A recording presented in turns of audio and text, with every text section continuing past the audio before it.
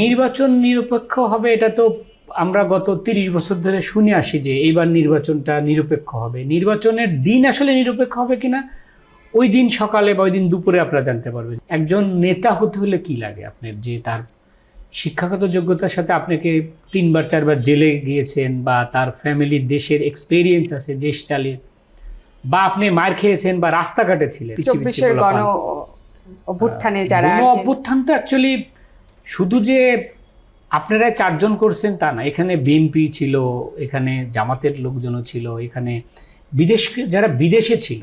যখন আপনার ইন্টারনেটটা বন্ধ হয়ে গেছিল তখন কারা আপনাকে সাপোর্ট করেছেন? আমাদের মতো লোক। তো হঠাৎ করে আপনার আগমন নির্বাচনের আগে, হ্যাঁ, তো এটার ক্ষেত্রে বিশেষ কোনো কারণ আছে কিনা আমরা নির্বাচনকে ঘিরে, যেহেতু আপনারা আমাদের কিছুদিনের মধ্যে আমাদের নির্বাচন হচ্ছে, তো সেক্ষেত্রে আপনার বিশেষ কোনো কারণ আছে কিনা যে এই বাংলাদেশে আগমন হওয়ার এই নির্বাচনকে ঘিরে কোনো কারণ যদি থাকে সেটা আমাদের সাথে জানাতে পারেন। আসলে নির্বাচনকে ঘিরে তো কোনো কারণ থাকার নাই। তারপরে নির্বাচন যেহেতু এটা আমার দেশ মাটি, এখানে আমার জন্ম, অবশ্যই আমি এসছি নির্বাচনটা পর্যবেক্ষণ বলতে পারেন, বা দেখতে যে আসলে কোন দল ক্ষমতায় যেতে পারে বা কার চাহিদা কেমন, কে কী প্রতিশ্রুতি দিচ্ছে। আর আমি তো আসলে যেহেতু আমেরিকার সিটিজেন, সেক্ষেত্রে তো আমি এখানে ভোট দিতে পারবো না। আমরা ভোট দিচ্ছি এবার হচ্ছে যারা আমেরিকাতে থাকে বাট বাংলাদেশি সিটিজেন কিন্তু ওখানে কাজ করে বা গ্রিন কার্ড, তারা ভোট দিচ্ছে। আসলে নির্বাচনের জন্য যে আসা এরকম কিছু না। আচ্ছা, তাহলে সেক্ষেত্রে আমরা বলতে পারি যে যেহেতু নির্বাচনের জন্য আসে না, তারপর নির্বাচনের আগ মুহূর্তে আপনার বাংলাদেশে আসা, সেক্ষেত্রে আপনি তো অবশ্যই কোনো দলকে বা বিশেষ কোনো দল বা দলকে সাপোর্ট করছেন। তো আপনার ক্ষেত্রে কি মনে হচ্ছে যে এই যে নির্বাচন আসছে, আর এবার কিন্তু একটা নিরপেক্ষ নির্বাচন হচ্ছে, তো সেক্ষেত্রে আমরা বিগত বছরগুলোতে যেরকম দেখেছি, অবশ্যই আমরা আশা করছি এই বছর মানে এবার আমাদের নির্বাচনটা এমনটা হবে না। তো সেক্ষেত্রে আপনি কি মনে হচ্ছে, আপনি এই নিরপেক্ষ নির্বাচন নিয়ে যদি আপনি কিছু বলতে চান? আসলে নির্বাচন নিরপেক্ষ হবে এটা তো আমরা গত ৩০ বছর ধরে শুনে আসি যে এইবার নির্বাচনটা নিরপেক্ষ হবে। নির্বাচনের দিন আসলে নিরপেক্ষ হবে কিনা ওই দিন সকালে বা ওই দিন দুপুরে আপনারা জানতে পারবেন যে নির্বাচনটা নিরপেক্ষ হচ্ছে।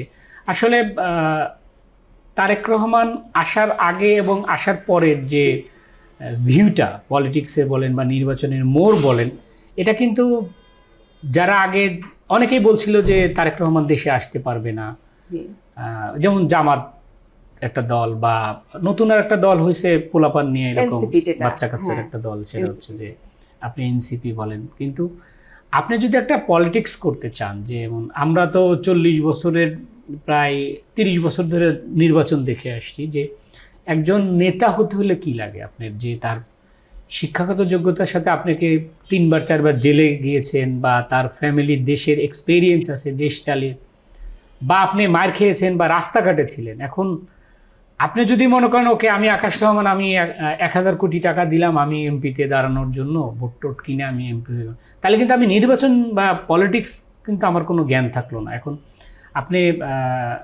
কিছু দল আছে যেটা আমরা দেখে আসছি বাবা মার থেকে, যে যখন ৭১-এর যুদ্ধ হয় তখন কিন্তু অনেকে বলেছিল যে জামাত ইসলাম বা যারা এই কন্টেন্টের, তারা দেশটাকেই স্বীকার করতে চায় না, মানে মুক্তিযুদ্ধটাকেই স্বীকার করতে চায় না। বাট এখন যদি মনে করেন এটিভিতে আপনি একটা এমপ্লয়ি হায়ার করেছেন, সে এটিভিকেই মানলো না, তাহলে তাকে আপনি কিভাবে জবে রাখবেন?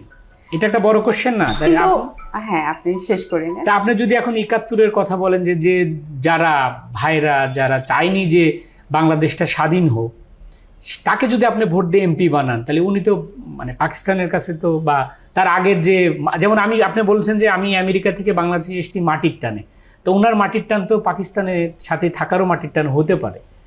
তাহলে কি আপনি বলতে চাচ্ছেন যে আপনি যদি আমরা বলতে চাই আপনার কথার সূত্র ধরে, তাহলে আপনি যদি চান যে এই নির্বাচনের মাধ্যমে যে সরকার দেশে আসুক, সেটাকে কি আমরা ধরে নিব যে আপনি চাচ্ছেন যে বিএনপি সরকার, যেটা বা আপনি যেটা বললেন পোলাপানের দল?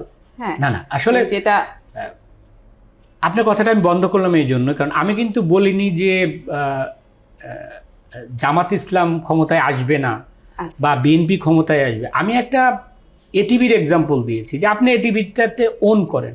এখন আপনি বাইরে গিয়ে বললেন যে আমি তো এটিভিই মানি না, যেহেতু আমার কাজের দরকার সেই জন্য আমি এটিভিতে কাজ করি। তাইলে কি আপনি এটিভিটাতে তো ভোট দিবেন না? আর এটিভিটাতে আপনি জব করলে কি আপনি দেখা যাচ্ছে আর একটা টিভির জন্য আপনি কাজ করবেন পিছনে। আমি একটা এক্সাম্পল দিয়েছি। আর পোলাপনের কথাটা বলছি যে আপনাদের যারা বাংলাদেশে অ্যাডভাইজার ছিল বা যারা এই যে দুইটা পিচ্ছি 24-এর গণ অভ্যুত্থানে যারা অভ্যুত্থান তো অ্যাকচুয়ালি শুধু যে আপনারা 4 জন করছেন তা না, এখানে বিএনপি ছিল, এখানে জামাতের লোকজনও ছিল, এখানে যারা বিদেশে ছিল। যখন আপনার ইন্টারনেটটা বন্ধ হয়ে গেছিল তখন কারা আপনাকে সাপোর্ট করেছেন? আমাদের মতো লোক। তো এখন যদি আপনি বলেন যে বিদেশিরা এসে এখানে এমপি হতে পারবে না, বিদেশিদের দরকার নাই, বাট বিদেশিদের রেমিটেন্সে কিন্তু দেশ চলে। দেশের রেমিটেন্স যেটা থাকে, কি বলে এটারে, বাংলাদেশ ব্যাংকের রিজার্ভ থাকে। রিজার্ভ কিসের উপরে চলে? রেমিটেন্সের উপরে। তো রেমিটেন্সকে আপনাকে সম্মান করতে হবে। ATV USA, বিশ্বজুড়ে বাঙালিয়ানা।